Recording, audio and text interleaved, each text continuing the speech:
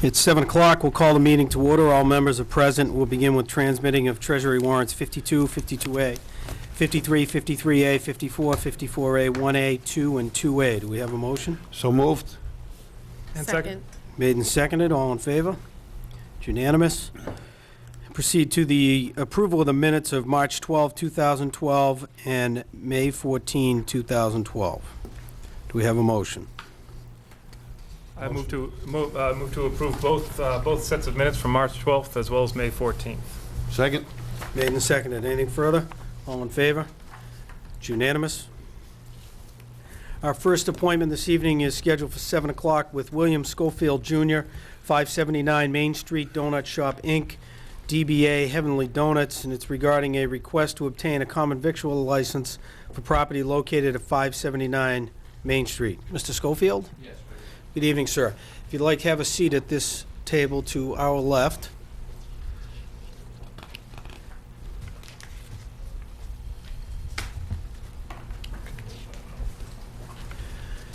Good evening. Good evening. If you could just summarize for the board and for anybody who might be interested that's here or watching what it is that you're looking to do. I'm looking to open a coffee and donut shop. It also sells pastries and breakfast sandwiches at 579 Main Street.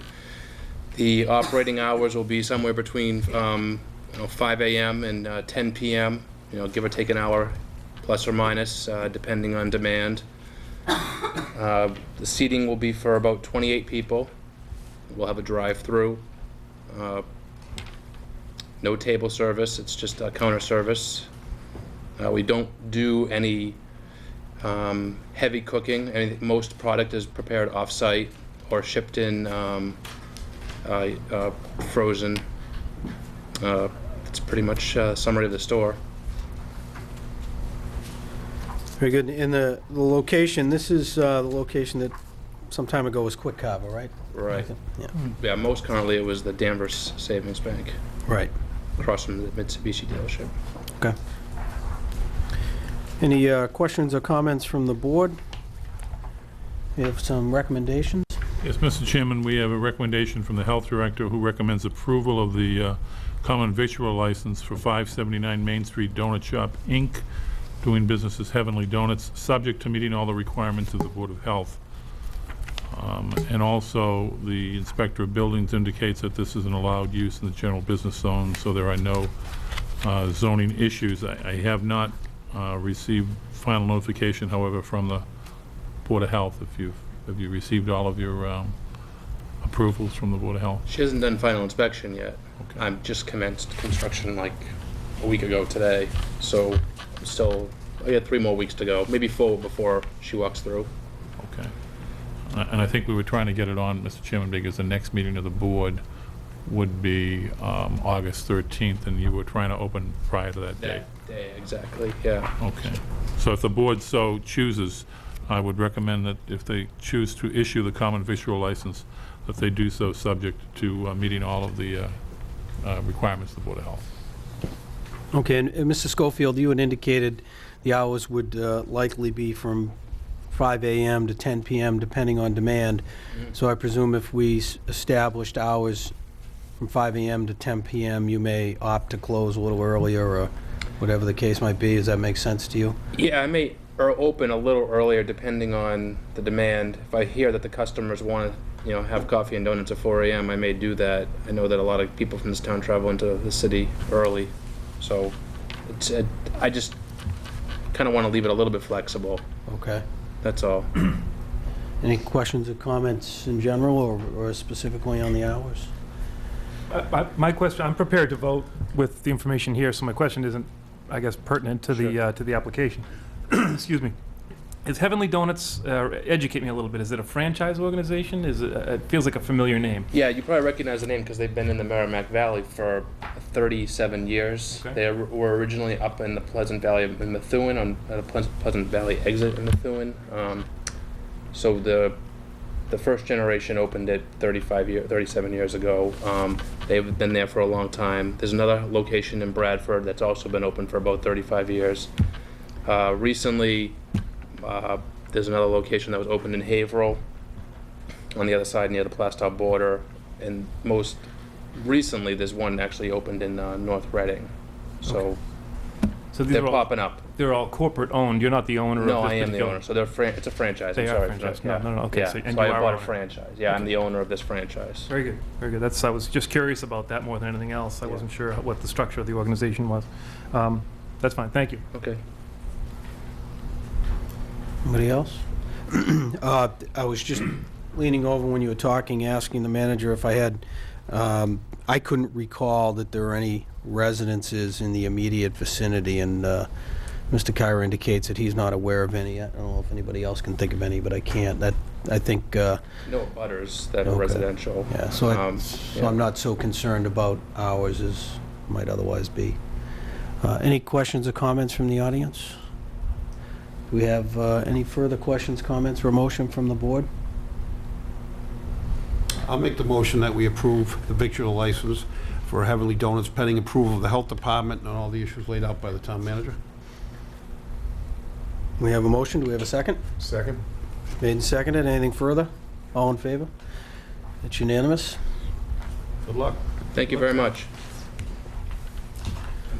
Thank you. How about a donut? Those two. Thank you.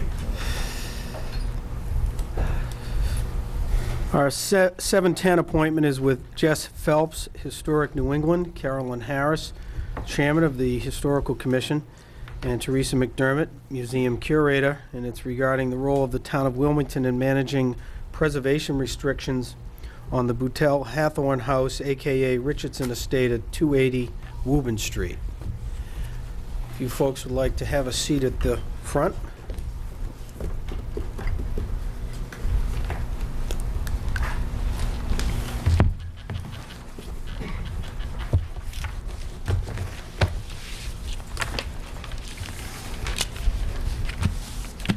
Good evening. Good evening, Chairman Newhouse and members of the Board of Selectmen.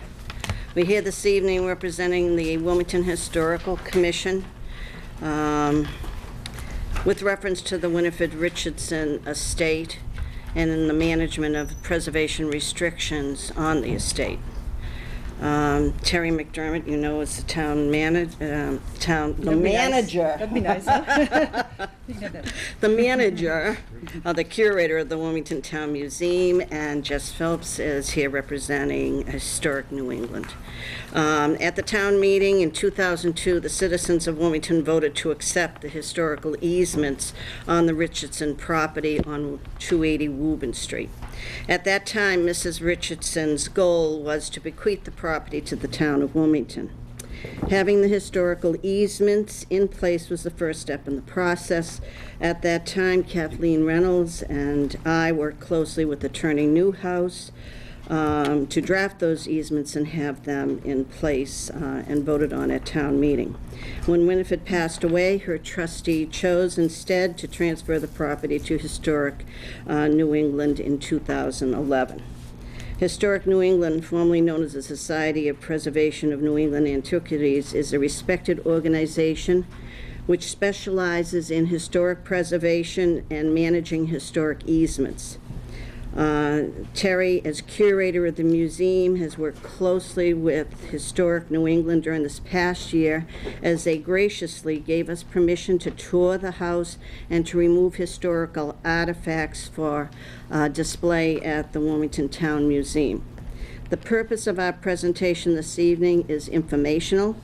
The Historical Commission views this cooperative understanding regarding the historic easements of the Richardson property between Historic New England and the town of Wilmington through the Historic Commission is truly a win-win situation for the town. The Historical Commission has discussed this in their meeting and is in total support. As stated earlier, on behalf of the Wilmington Historical Commission, Terry has worked closely with Jess Phelps. Would you like to add anything at this point? Yes, sure. Thank you, Carolyn. Yeah, as you see, Historic New England and Jess has repeatedly demonstrated their understanding and consideration of Wilmington's interest in this property. They've created their own preservation restriction that, taken together with Wilmington's preservation restriction, should protect the property and the town's interest in it in perpetuity. They've been very proactive in developing a working relationship with the town through the Wilmington Historical Commission. So at this point, I'd like to introduce Jess Phelps of Historic New England, who can better talk about the status of this historic property and how we can protect it in the future. Good evening. My name is Jess Phelps. I'm the team leader for historic preservation at Historic New England. We're the largest regional heritage organization in the country. We have 36 house museums across the region, including 20 here in Massachusetts. What I run at Historic New England is our preservation easement program. So what this does is it goes beyond our museum properties, but actually works with properties that are in private ownership to ensure that they're protected. We have approximately 80 properties in that program across the region, 60 in Massachusetts. In this area alone, we have the Field Hodges House and the Reverend Bailey Loring houses, both in North Andover, and we have the Battles House, which is in Tewksbury. So we're already in this area, but this would be the first property that we have a property interest in Wilmington. So we're excited to branch into Wilmington. So I thought tonight it would be helpful if I gave a little bit of background about our easement program, about what we've been doing with the Botel Hawthorne House, or the Richardson property, for the last approximately year and a half since it was bequested to us. What we hope that you'll be willing to work with us on in the future, and what we hope to, even going beyond this project, to be able to do with the town of Wilmington. And then I can answer any questions that you may have about our involvement in the property. I also brought the documentary photography. When we obtained title to the property, we had a professional photographer come out, spend about 5 days on site, and we had photography that meets the Historic American Building Survey quality large format negatives presented. So we have a really solid baseline record of what the property was like when we acquired it, including its contents, which I think will be a really good record down the road. So again, our stewardship program, or our preservation easement program, we have the 81 houses, or approximately 80 across the region, and we have 4 full-time staff that are specifically tasked on these 80 properties.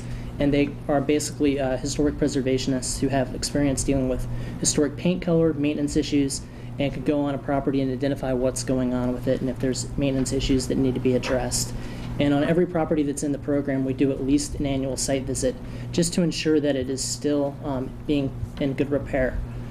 Historic New England only takes easements on comprehensive easements, or easements that both cover the exterior, interior, and landscape features of the properties. So in that sense, we're more protective than most easement programs. And I think the reason that we developed this is because approximately 30 of the properties that are in our easement program are former Historic New England museums. So they're actually museum quality properties that we had deaccessioned over time, and we wanted to make sure that they were really protected. So that's kind of where our approach comes from. We're also pretty conservative in when we take easements. We only take easements when it comes with financial contribution. And the reason we do that is so that we have resources to actually monitor the site and to enforce it should it be violated. So we have a substantial reserve in place in case there's a legal action relating to one of our properties. So where are we now? About a year and a half ago, we received the bequest of the Botel Hawthorne House, and our plan was always that once we received it, we would be selling it with a preservation easement. And during this process, it's been really an educational one for us to learn more about the Richardson family and about this house in general and the resource. And I've enjoyed working with Terry and Carolyn as well on this project. What we first did is we went through all the contents of the houses. We gave a substantial amount of them to the Wilmington Town Historical Commission, and I think there'll at some point be an exhibition on that. And we also retained a lot of them for our own collections. We also took a substantial amount of photographs, which we're adding to our collection of over 1 million images of New England's cultural life, and they'll eventually be digitized, so anyone can come on our website down the line and they can just pop in Wilmington, or they can pop in the Richardson family, and they'll be able to view those photographs. So we're excited about that. We also hired a professional historian to come in and research the house, go through all the archival materials, and they're putting together a scholarly piece on the Richardson family and in the house as well. So we were really respectful to the history of the house and to the history of the family, and have been really studying that. We also gave $25,000 to the town to care for the objects it took as well. So again, we're excited to have that going.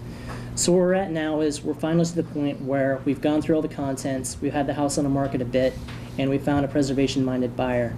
So what we're doing now is looking to place another preservation easement on the house, which is Historic New England's easement. And so then, again, there'll be 2 easements on the property. The easement that your town has, it entered into between 2002 and 2005, but also Historic New England's easement, which will involve our staff. So, again, this meeting's only informational. We wanted to get this information to you in advance of making a decision. But there are 2 things we'd really like from you in the future, if it would be possible. The first is, in Massachusetts, in order for an easement to be permanent or perpetual, the town has to approve it. So we'd really hope that you would recommend approving the easement. If you don't approve it, what would happen is we'd enter into a term easement, which we would then re-renew. So it essentially doesn't have a huge practical impact, but we want to do it the right way and go about going through formal approval processes. The other thing we'd like to do is enter into an agreement or some kind of memorandum of understanding, basically documenting how the town's easement and our easement will work together to really protect this house. And basically what it'll entail is just who's responsible for what aspects of that. Not taking away any of the town's rights, but basically working together to give a uniform process. So one question might be, why should Historic New England be involved in this house, and why is it advantageous for the town to be working with Historic New England in this regard?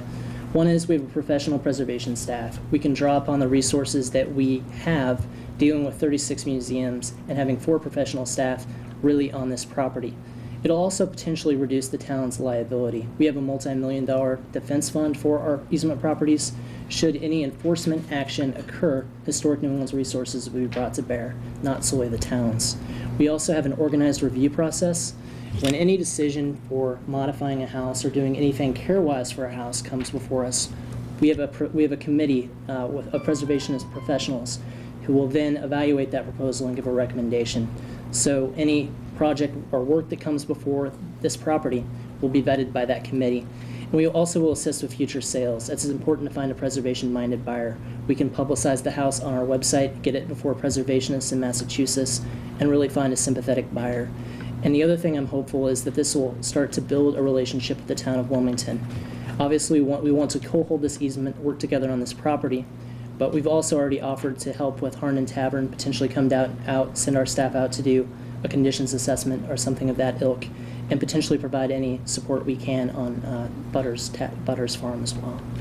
So that's basically the overview of kind of what we're about, where we've been, and where we think we're going, and where we hope to go with you. And I'd be more than willing to answer any questions you may have. Questions or comments from the board? I guess, Nice presentation. Thank you. and thank you all for that update and the information. One thing that strikes me is all of you kind of summarize where we're at in the process, is that the resource, of all the resources that your organization has to offer, the one resource that we do currently enjoy is the expertise and the energy of the folks who serve, both the folks at this table and also Diane Harvey and Steve Lawrenson, who are in the back with the Historical Commission. So it's probably an appropriate time to recognize you folks on the Historical Commission, and Carolyn, and in particular, on the work that you've done throughout many, many years of service. But this is, to my way of thinking, a great way for the town to have enjoy all the advantages of owning the property and preserving it, and to bring along some additional resources that, just by the nature of a town, we don't necessarily have. So I think it's a very positive step for the town. Appreciate you being here. Just to let the board know that Town Council, through Attorney Louis Ross, has been working with Mr. Phelps and with Carolyn and Terry and Jeff Hull and I on ensuring that the ultimate preservation restriction document and the memorandum of agreement is compatible with what the town is looking for. And I think they're just about complete with that process, just about there. And as Mr. Phelps indicated, we would hope that at the board's August meeting, we can execute both documents. We look forward to that. Any other questions or comments here? If I may, I'm sorry, I didn't want to step over anyone. Do you have questions or anything, Jim? Other than just to say thank you very much for the presentation, my questions were directly related to what the manager has just outlined, specifically from the legal aspect, just making sure futuristically that everything is done according to our town council recommendation. So really do appreciate all the efforts that you do for the town and for you being here, and look forward to future updates. Thank you.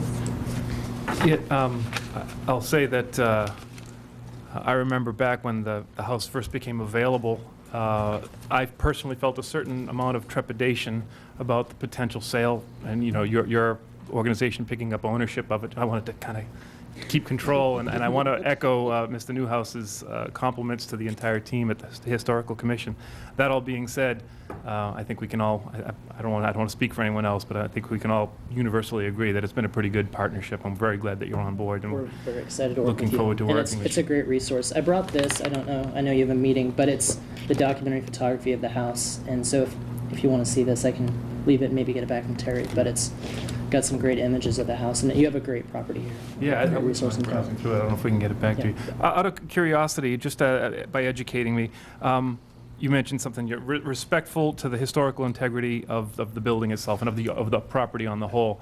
So a new owner, I toured the property when it became available, and to my unexpert eyes, it was clear that the property needed some updating just to be made energy efficient and modern and livable. So to what degree or to what level of limitation do you put on an owner to be able to bring it up to our modern standards of living, but also being respectful to the historical integrity? Yeah, so we don't typically protect like fixtures. So like obviously systems can be replaced and stoves can be replaced. We don't typically protect kitchens or bathrooms because those are the areas that usually really need to change with time.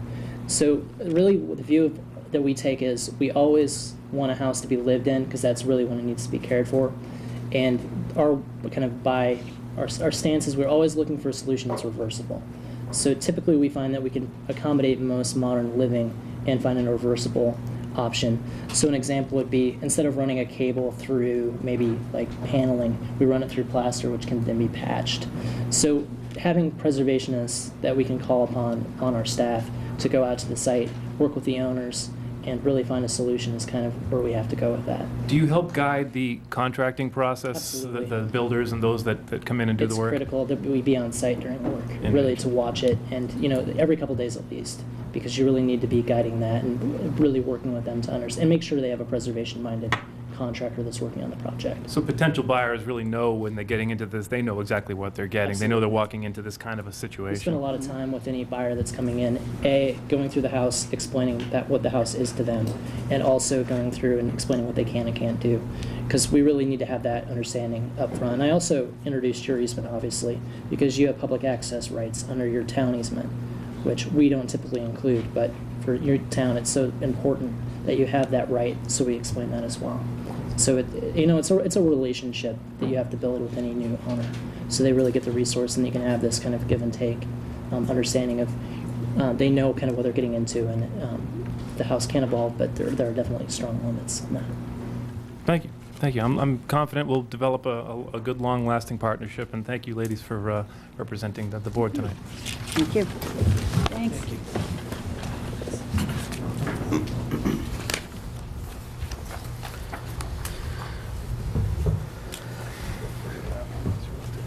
Okay.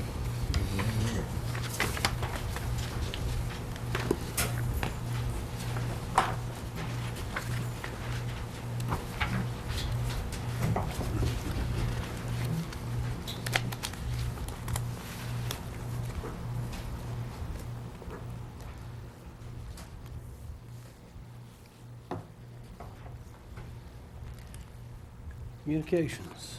Yes, Mr. Chairman, just want to bring the board up to date with regard to the status of the fiscal year 2013 local aid. It's really not new news at this point, since the budget that was approved by Governor Patrick on July 8th included the same local aid numbers for Wilmington that was recommended by the legislature's conference committee, which was already reported to the board. So as such, the appropriation levels for the town in the two major local aid accounts are greater than the town's revenue estimates that were contained in its fiscal year 2013 municipal budget. I provide for you that comparison, which indicates under unrestricted general government aid, the town's estimate was $1,951,000, which did not include the one-time aid that was discussed and provided to the town last year. In this case, the legislature included it, and the governor ended up approving that allocation. So the town, under unrestricted general government aid, would receive $2,103,000, or $152,000 greater than what was estimated in the town's revenue estimate. And under Chapter 70 for schools, a similar situation. The town went with a conservative estimate based upon the governor's initial submission of $10,186,000, and the final approved number after it went through the legislative process was $10,653,000, or a $467,000 difference. The state assessments included in the fiscal year 2013 state budget, on the other hand, came in on the other direction. That the budget total for Wilmington on assessments was $736,000. The town's budget estimate was $52,000 less than the actual assessments. The major difference in that category is for charter school sending tuitions, where the town estimated $54,000 and the actual assessment is $107,000. And I provided you with a notice that was sent to us from the Department of Revenue. All in all, it's obviously positive news for the town, one that we've been expecting now since the conference committee came out several weeks ago. The board has a communication from the Massachusetts Municipal Association. This is something we discussed several months ago regarding proposed legislation that would revoke local property tax authority on solar and wind facilities. And we took action based upon the board's position in the past on this issue, and wrote on the board's behalf to the legislative delegation relative to the town's concern that the passage of this bill in its current form we believe is counterproductive for local communities, including the town of Wilmington. The Massachusetts House of Representatives and State Senate passed an energy bill that was designed to reduce the cost of energy while providing for an expansion of alternative energy sources. Most of the language contained in the legislation is very positive. This is a good direction. However, there are sections of the bill that would prohibit municipal taxing authorities from entering into fair payment in lieu of tax agreements, which have been the norm and have over the years proven to be highly successful. So they're giving them a tax break in this case that is not consistent with what is done with all other businesses. The Senate and the House versions of the bill offer an exemption to the solar industry and caps any revenue to municipalities at 5 to 6% of gross annual electricity sales. Currently, many communities have successfully negotiated agreements with solar companies on a variety of projects, and these agreements have been beneficial to the communities and the developers representing the solar company interest. The proposed changes to the legislation, in our mind, would undermine those positive arrangements which have led communities to welcome energy renewable projects. If the local revenues from solar generating facilities are deemed insufficient to contribute to the public good via the local tax base, many municipalities will probably not approve the construction and installation of these projects, instead opting for other fair market taxable entities. And that, in our mind, would defeat the purpose of legislation that wants to promote alternative energy systems. We also note that the legislation sets a questionable and, in our mind, dangerous precedent. And so we wrote to the legislature indicating to them that it appears that the exemptions that are being included in the legislation are perhaps at the behest of the solar industry in an attempt to maximize profits. And we believe that including these exemptions intrudes on the authority of local taxing officials and empowers the legislature to become the arbiter of local tax policy and defeats the purpose of the important legislation. So we think it takes away the sovereignty, so to speak, of the local taxing authority.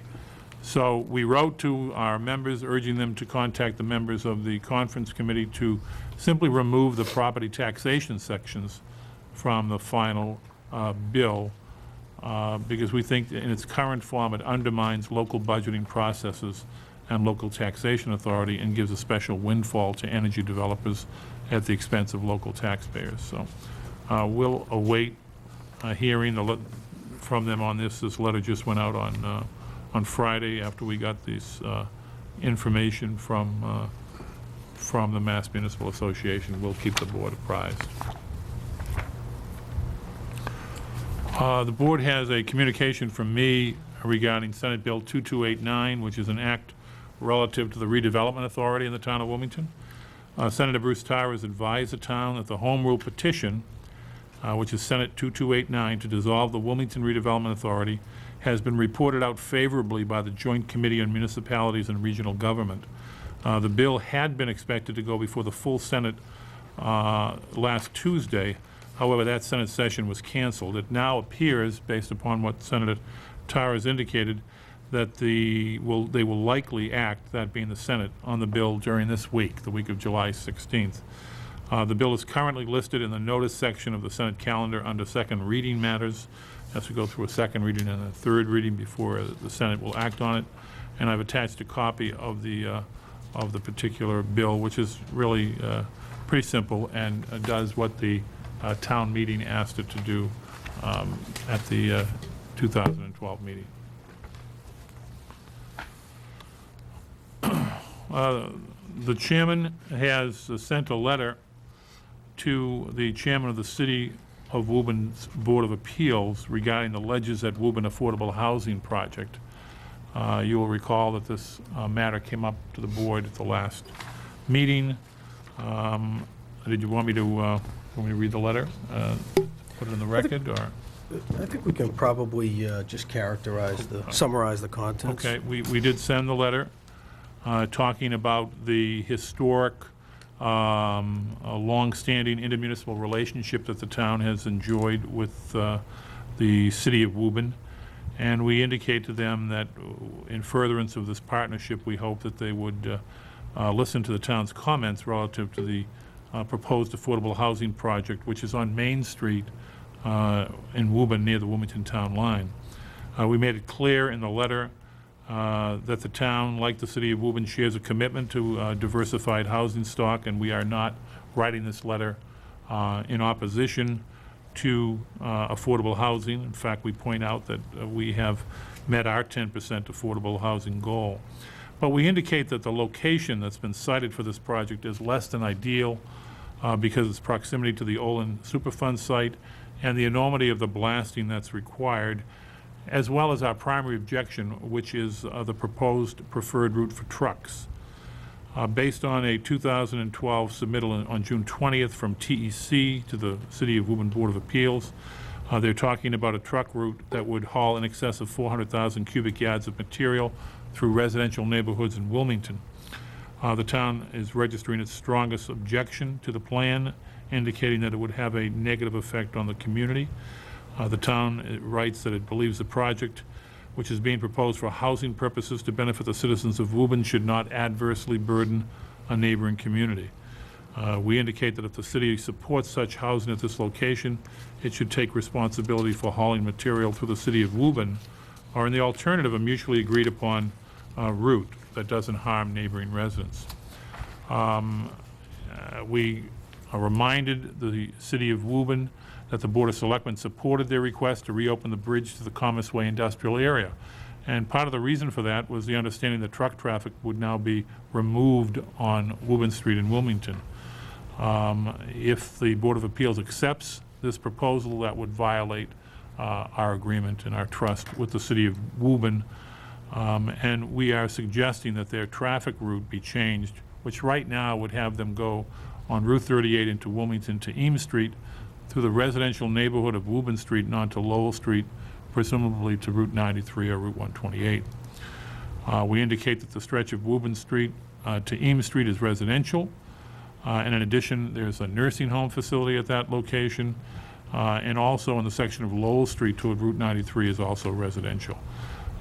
We advise them that already that area is congested with local traffic and cut-through traffic that accesses Route 93, and that adding this kind of trucking of this extent would clearly be hazardous and has the potential for a disaster. We note that a month ago, the town's planning conservation director was assured that the preferred route would be changed as of Friday anyways, and I suspect that as of today. We've not seen any evidence of such a change, even though we were given that assurance.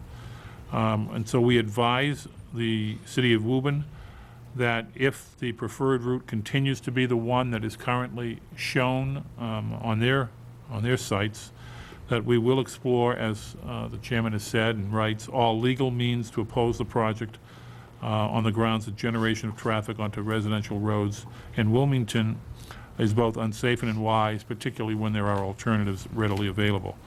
And we've also advised both the city and TEC that a truck exclusion exists on Woburn Street that disallows truck traffic from the intersection of Eames Street and Woburn Street to Lowell Street, and that we would vigorously enforce the truck exclusion. That letter was sent by the chairman to Mr. Robertson and also copied to Mayor Galvin and the president of the Woburn City Council, Paul Gennaro.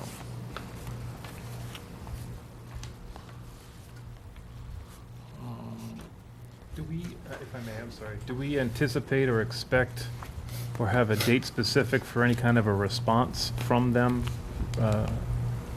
Woburn, that is? They have a Board of Appeals meeting on Wednesday evening where I intend to attend the meeting and make sure that this letter is part of the record. I don't know when they will respond. Thank you. You're welcome. I provided the board with a letter regarding the principal assessor position to advise the board that Humphrey Skip Moynihan has notified me of his intention to retire as the town's principal assessor on November 30th.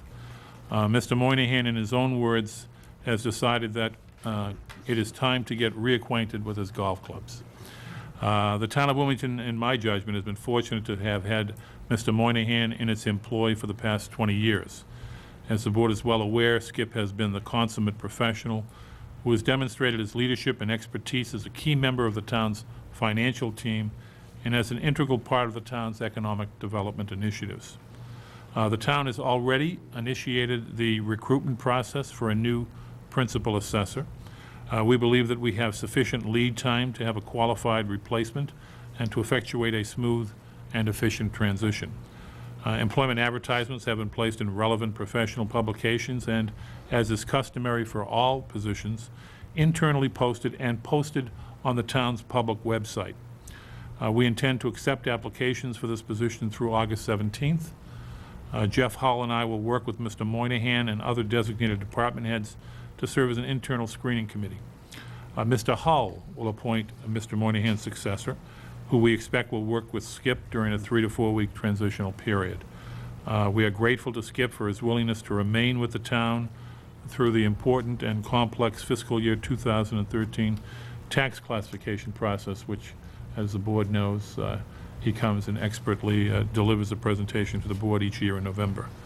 Mr. Hull and I will keep the board apprised of our progress in the recruitment of a replacement principal assessor. Mr. Chairman, just like to make a quick comment if I can.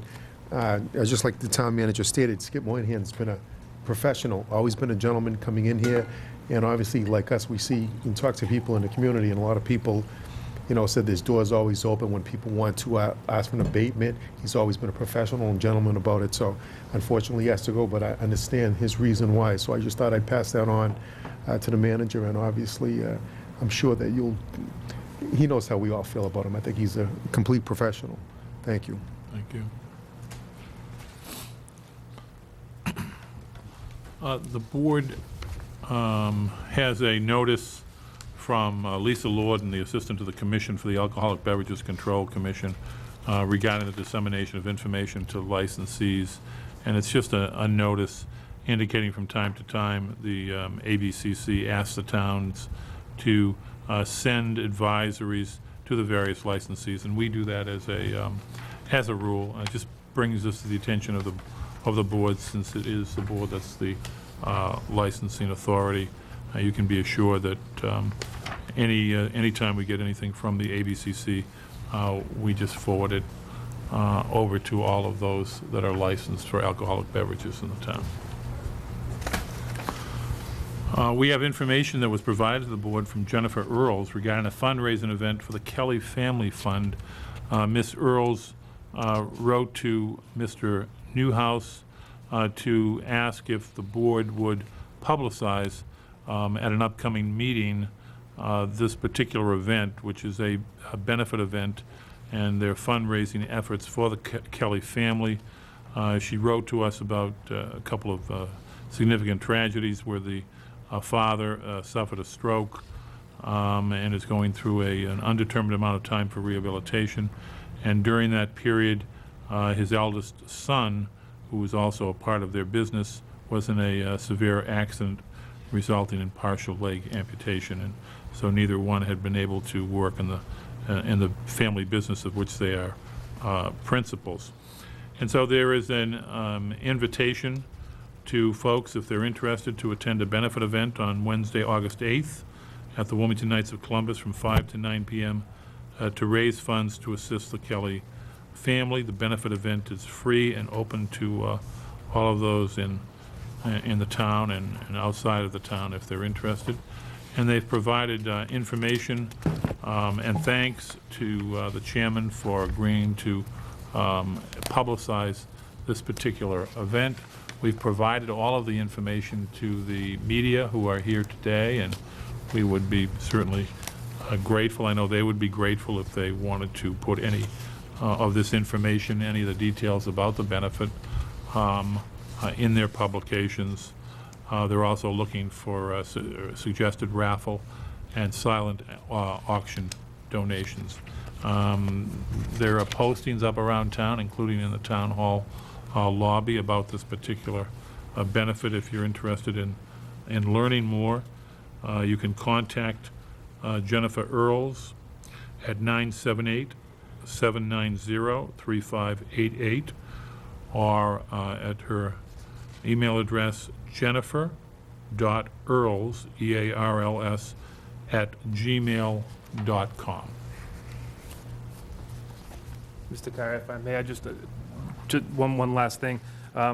There's also a website that's on that flyer I thought might be worth mentioning, if I may. And I would encourage any residents to gather any more information. And I suspect this flyer and information is available at www.kellyfamilyfund.com. Thank you.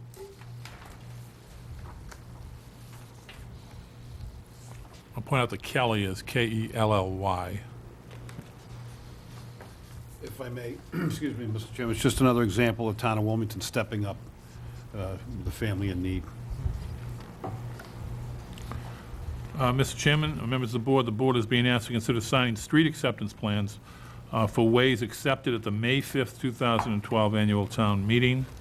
You have a memorandum that was sent to me by Anthony Pronsky, the town's engineering director, indicating that at that meeting, the town meeting vote is approved the acceptance of the streets, namely Jake's Lane, which is the 155 Lake Street subdivision, Fiorenza Drive and My Way Circle, which are the Andover Heights 1 and 2 subdivision, and two adjacent portions of the Marion Street extension as public roadways. This was done through Article 19.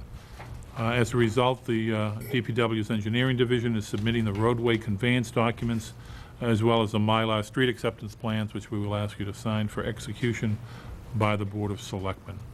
And so with that, I would appreciate if the board would consider voting to sign the street acceptance plan for the ways that have been outlined. Do we have a motion to that effect? So moved. Second? Made and seconded. Anything further? All in favor? Unanimous? I'll pass around, we need the board's signatures on 5 different documents that I'm passing around, and then later, before you leave this evening, on the Mylars, which require a special pen, as the board is aware. Well, we have that for you. The board is being asked to consider accepting a gift of land in accordance with the adoption of Article 21 of the May 5th, 2012 annual town meeting. The land is described as map 4, parcel 55, located on Fiorenza Drive. You will recall that town meeting voters approved the acceptance of the land parcel as a gift through Article 21. In response to this action, the Engineering Division submitted a land conveyance deed for execution by the Board of Selectmen. And upon execution of this document, it will be recorded by the at the North Middlesex Registry of Deeds by Mr. Pronsky. The parcel is shown on Wilmington Assessors Map R4 as Lot 55. It's located between house lots 22 and 26 Fiorenza Drive. It's approximately 44,000 square feet, or about 1 acre, and it has 100 feet of frontage. The parcel is unbuildable and has wetlands, a vernal pool, and a large stormwater drainage structure on the lot. The stormwater detention basin is the overflow catchment for an adjacent basin across the street, which collects stormwater runoff from approximately 1,200 feet of roadway on Fiorenza Drive. Typically, developers grant easements to the town when the parcel is a buildable lot, but in this case, the parcel is not buildable, but it was recommended that the developer gift the parcel to the town of Wilmington for conservation and drainage control purposes. And we made that recommendation at town meeting, which town meeting accepted. So I would recommend that the board consider accepting this gift and signing the deed accordingly, which would approve the acceptance. Do we have a motion to that effect? So moved. Second. Made and seconded. Anything further? All in favor? It's unanimous. Thank you. There's one signature required. The board is being asked by the town clerk to consider signing the warrant for the state primary, which is to be held on Thursday, September 6th, 2012. Voters will be asked to vote at the typical precincts, 1 and 2 at the Boutwell School, 3 and 4 at the Wildwood School, and precincts 5 and 6 at the Town Hall on Thursday, the 6th day of September 2012, from 7 a.m. to 8 p.m.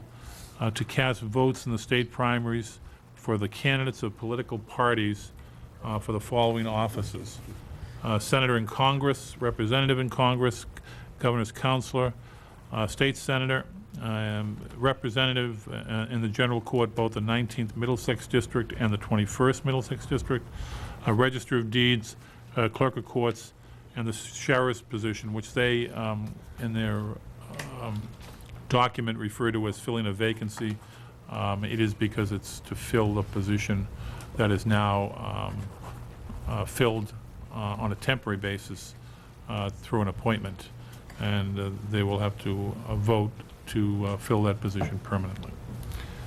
So the board is being asked to sign this document so that it may be posted by August 30th, at least 7 days prior to the September 6th primary. Now, you note this year the primary is much earlier than usual. It's being held on September 6th, which is a Thursday, as opposed to the normal Tuesday. The state has set the primary for a Thursday, September 6th. Do we have a motion? Move to sign the warrant for the state primary to be held Thursday, September 6th. Second. Made and seconded. All in favor? Unanimous.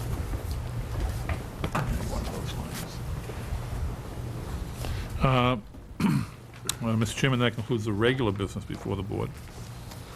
Public comments. Yes, Mr. McDonald. Several questions on a few different topics.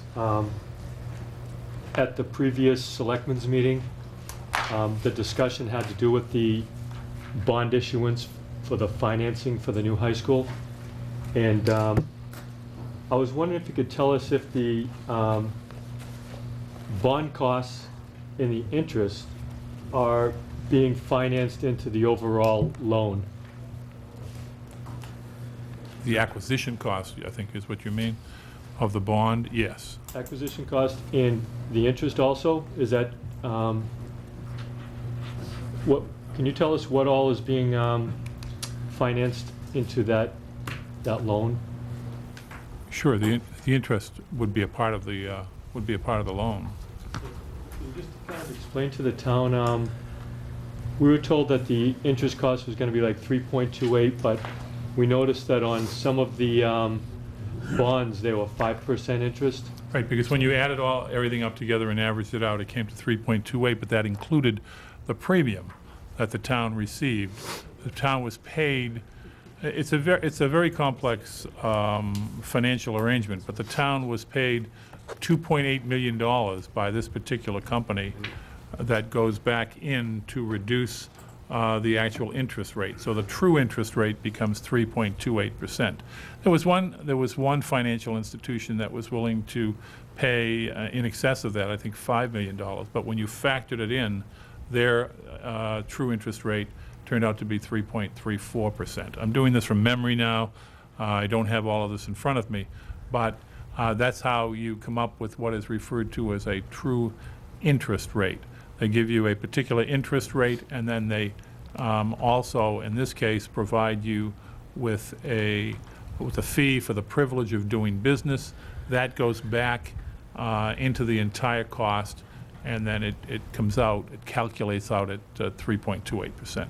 I guess the difficulty that I'm having is, if you stated that the town has in excess of $12 million in the general fund, why is there a need for us to go to people to lend more money to us for these costs? Why aren't we just taking it out of the general fund and eliminating a lot of our expenditures to the bond company? Because we wouldn't be able to sustain the payments over the period of 25 years.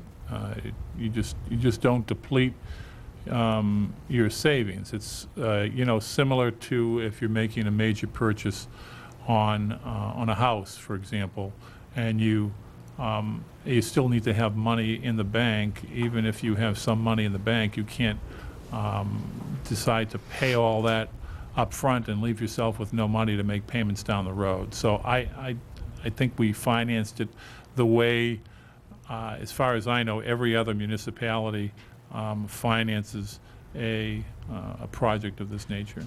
And can you just tell us roughly what the amount of money is above and beyond the cost of the high school, roughly? Mr. McDonald, we've had many public meetings about this, and most recently at our last meeting, as you had indicated, certainly wanted to allow the manager enough time to try and answer the basics of your question, but I think if you have continued question on bonding and how it works and the specific numbers, I'd refer you to the manager. Yeah, since you brought that up, I had another question.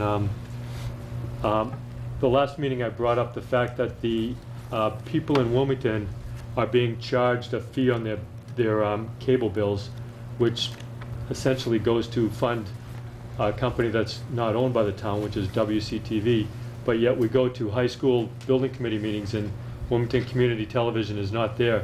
And so I'm asking you, at the next Wilmington High School Building Committee meeting, can you ensure that Wilmington Community Television will be there? Can you make a promise to the people of Wilmington that you'll have the entity that their money and their fees are being paid to actually go to these meetings so that people can be informed?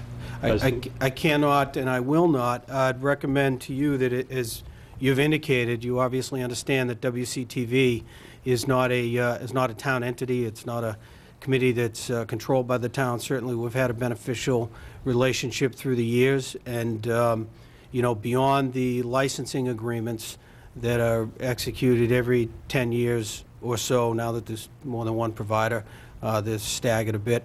But I would say beyond that, your questions ought to be directed to WCTV, its executive director, and its board of directors. Well, the reason why I bring it up to you is because it's the town's money that's going for this government access actually, it's program. not. It's the ratepayers' money, and I certainly acknowledge that those. Town, right? That's right. It's the ratepayers of the town, and to the extent that they have the personnel to cover as many meetings as they can. Again, I'd refer you to the executive director to understand more fully how they allocate those resources. Okay, and the next question I had was, tonight we discussed, you discussed some communications relative to the revoking of local property tax authority, and you stated that you sent a memorandum to the state stating that the town was in opposition to this. But we know that in our country, there's a movement to reduce our dependence on foreign oil, and some of us may disagree that we should put burdens on energy companies. And I'm kind of wondering how, without going to town meeting and getting town meeting authorization to send a letter of opposition to this bill, how are you able to do that without the town's approval? Because as elected officials of the town, it's our job on occasion to express our support, opposition or ambivalence to any proposed bill or legislation that may be moving through the process.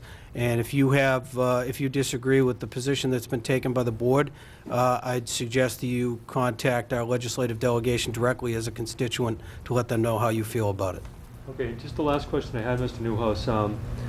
The Historic Commission was here tonight talking about an easement on a historic property, and I was wondering if you might be able to help us out to understand if the town authorizes an easement and there was to be a hurricane or a tornado or some event where the house was destroyed, that easement, how does that easement impact the town in an event like that? Does the house get rebuilt? Is that going to impede the town from developing that property for some other use? Can you elaborate on that? Well, the question, the way it was asked, I can't answer directly. What I can tell you is this, that the historical easement that the town already accepted at a town meeting several years ago, I want to say 2002, but don't hold me to it, annual town meeting, accepted an historical easement which vested in the town the authority to see to it that a private property owner, whoever owns the property, was somewhat restricted in its use in accordance with the terms of the easement. I don't remember the specifics. I can tell you that the easement would have covered things like casualties to the property. What was discussed tonight was an additional historical easement that going forward is intended to work hand in hand with the easement that the town accepted, so that there is a resource that can oversee that really in a very cost-effective way to accomplish what the town is looking at, and the rights that are vested in the town without having to spend money and other resources enforcing those rights. So I would think folks who agree with the step that was taken by the town many years ago would be encouraged by this latest step that also avoids the town having to spend resources on protecting it. All set? New business, committee reports. I did just want to note, in case members of the board hadn't been able to get emails between today and the meeting, that we do have the superseding order of conditions from DEP relative to the high school project. For folks who might be watching at home, I just simply summarize the superseding order by reading from the order itself, that says that the enclosed superseding order of conditions approving the project was based upon information contained in the file to date and the plan submitted, information gathered during the June 7 site inspection, and reasons that Mass DEP has deemed necessary to protect the statutory interests identified in the Act. And then again, in summary, Mass DEP opines that the enclosed superseding order allowing the project serves to protect the interests of the Wetlands Protection Act, Mass General Laws, Chapter 131, Section 40. So in sum and substance, the project that was before it has been approved by DEP. It's certainly good news. And I know that down here, do we have any questions or comments regarding that or any other new business? No, I'd just like to say I'm really glad to hear that. Obviously, that just came moments ago, and you just read that, and it's overwhelmingly joy to hear that. And I think the kids are the big winners in the community, and thank you. Anything from I you, Lou? agree. I agree. Anything down here? Certainly encouraging news. Nothing further beyond that. Thank you. Yeah, I want to compliment and thank you, Mike, as our representative to the high school building committee, and the entire committee for working so closely with the appellants through the most recent appeal and getting us to the point where we could, I think, come to an equal understanding and provide the materials to DEP so we could get this finding. So I know we don't have shovels in the ground yet, but it's exciting to take one more very, very important step towards that end. Are we at committee reports or whatever it is? I guess I want to get into complimenting the town for 4th of July, or is that? Yeah, absolutely. Okay. We're on that, yes. Yeah, I wanted to just, once again, Wilmington, the residents of Wilmington truly showed themselves as the community that we all know and love. It was a great week. I was in and around town throughout the entire event. I want to thank our Lou Samaglia, who's a member of the 4th of July committee. The entire committee did a great job. It was a beautiful week. Residents presented themselves in a very positive, professional manner, had a lot of fun. And as far as I could see, everyone was kind to each other, had a good time, and did so civilly. So kudos to you and compliments. I also want to pay tribute to our own town manager, Mike Kyra, who threw a burning strike over home plate at Friday night's Wilmington night at the Lowell Spinners. It was an impressive performance. I think we were all just a little bit nervous he wasn't going to make it over the plate, but he did so in fine colors. Again, another example, very well-attended event. Several hundred Wilmington residents and guests were there. Wilmington was highlighted on a number of occasions throughout the night at the Lowell Spinners, and it was a great night. So all of you that were there, kudos. Thank you very much for coming. And those that weren't there, you missed a great night, and come next year. That's it. I was the manager at the Gator Pit. He got his money's worth. Yeah. No, I didn't see him down. I'm kidding. It was a good night. Thank you all. Important dates. I can just tell you, though, that Lou Samaglia threw out a first pitch, I think, was it last year at the Lowell Spinners, Lou? Yeah. For Local Heroes. And in his words, he said, if anybody asks you what you threw, just tell them it was off speed. So that's what I threw, something off speed, very off speed. Under important dates, continuing on Sundays through September 30th is Farmers Market at the Town Common parking lot, 10:30 a.m. to 1:30 p.m. The concerts of the Common have begun. The next one is Wednesday, July 18th, featuring 4 guys in tuxes. It begins at 6:30 and concludes by 8. July 19th is the date for the next high school building committee meeting, which will be held here at Town Hall in room 9 at 6:30. A concert on the Common on July 25th, and then again on August 1st. The Police Association's Beach Day, which is conducted in cooperation with the Recreation Department, will be held at Town Beach on August 2nd from 11 a.m. to 2 p.m. That's a free event. The Hardin Tavern has an open house on August 5th at 2 p.m. And on August 8th and 11th are the next dates for the brush drop-off at Old Main Street. The board next meets on August 13th. And for those that are interested, if you're not already registered to vote and you would like to vote in the state primary election, you have until August 17th, and on that day, the town clerk's office will be open until 8 p.m. Then we'll entertain a motion to... Mr. Chairman, before I just want to make a quick comment on the new business. I want to thank my colleagues for the kind words in my absence at the last meeting, and I appreciate you, Mr. Chairman, passing on my full support relative to the bond issue of the high school, which I fully supported, and unfortunately couldn't sign it, but I wanted to show the full support, and thank you. Good to have you back. Thank you. All right, so we'll entertain a motion to adjourn to executive session for the purpose of discussing contract negotiations with non-union personnel, not to return to open session. Do we have a motion to that effect? So moved. Second? Made and seconded. We'll take a roll call vote, Yes. Yes. Yes. Yes. and it's unanimous.